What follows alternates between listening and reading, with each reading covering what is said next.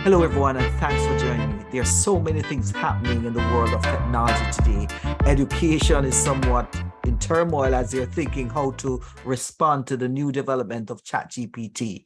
Yes, but let me say, it was coming a long time ago. Educators knew about it. Some institutions knew about it. They started to use chatbots and so forth, but they did not understand or look at the level of capacity as it relates to these technologies that they were thinking of.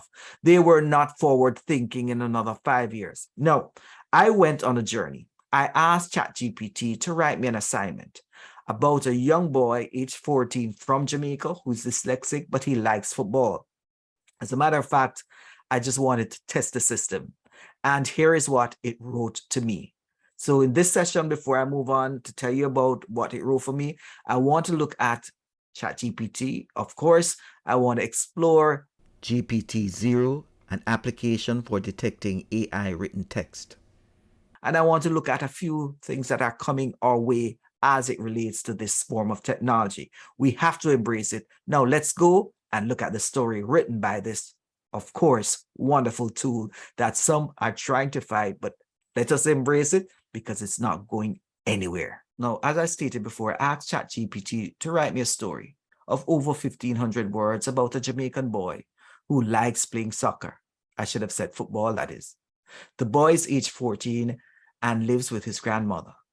The book should be dyslexic friendly and should meet national standards. As I put that information in, it popped up. Once upon a time, there was a young boy named Marcus. He was 14 years old and lived with his grandmother in a small village on the outskirts of Kingston. Despite the hardships they faced, Marcus and his grandmother had a strong bond. They were each other's rock and support system. But there was one thing that brought Marcus the most joy: playing soccer. He would spend every spare moment kicking a ball around, whether it be on the sandy street of the village or on the makeshift field at the local school. Marcus had a natural talent for the game, and he dreamed of one day becoming a professional soccer player. One day, a new coach came to the village. His name was Mr. Johnson, and he had a reputation of turning local boys into soccer stars. Marcus was thrilled when Mr. Johnson spotted him playing in the street and asked him to join his team. Now you will notice some pictures that I'm using to depict Marcus's story. These are also AI generated. So I've used the description from this story to also create Marcus's pictures as it relates to the storyline. Let's go on.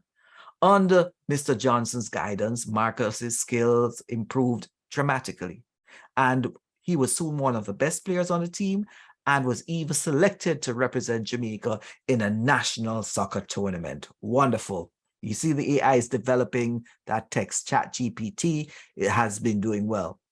And I want to take you to the part that it talks about Marcus's dyslexia. But one day, during a particularly grueling practice, Marcus's secret was accidentally revealed. He had trouble reading the plays that Mr. Johnson had written on the whiteboard. Mr. Johnson, noticing his trouble, asked him if he was having trouble reading. Marcus couldn't lie. He told him about his dyslexia, and Mr. Johnson didn't think less of him. Instead, he helped him with his learning strategies to help him to read and write more easily. And the story goes on. And let me talk about Marcus's success as outlined by the AI. Thanks to Mr. Johnson's guidance and support, Marcus was able to shine on the field and in the classroom. He also won the Most Valuable Player Award at a regional tournament, and his team made it to the finals. This is a wonderful story. If you ask someone to really embrace dyslexia as it relates to Marcus and his ability to do well, this would be a nice story. But guess what? It was not written by me. It was written by AI system. And on reflection, there's some issues that I have with this. On reflection of this text, I think I would have given it a C. In addition, there are some terms that could be changed in the assignment because it does not match the Jamaican context. In reality, there are systems now that can be used to identify this AI written text. The first is Gptzero. I submitted this text to Gptzero, and this is what it revealed. This text was written by, of course, an AI system. We have a lot to do. We have a lot of places to go. And of course, you would notice that the pictures created here were also created by the AI system. Should we give it up? No, we should be using it for more creative ways, as you will see. Educators, policymakers will say to teachers, stop using it, do not use it. Have you ever thought that it could be one of the best tools for teachers? I'm going to say, yes, it is possible. It is possible that a teacher could use it for many, many things. Could be use it?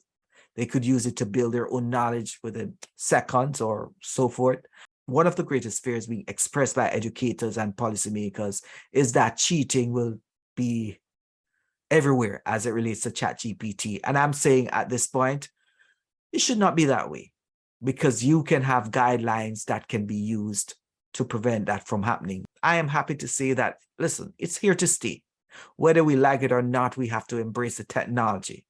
We know that when Google came on, YouTube, we had problems. There's so many things. I've listened to teachers, educators talking about the tool, and it can be used for more good than bad. However, there are going to be some bad players in the system. We can't get rid of them, can we? You have seen in this presentation the possibility that you can have a text that is written solely by an AI system. However, there's also another system that can detect that system. Try out ChatGPT. I've created some links there for you to use. The pictures created for this video was also generated by the system. I encourage you to follow me as I talk more about this new development.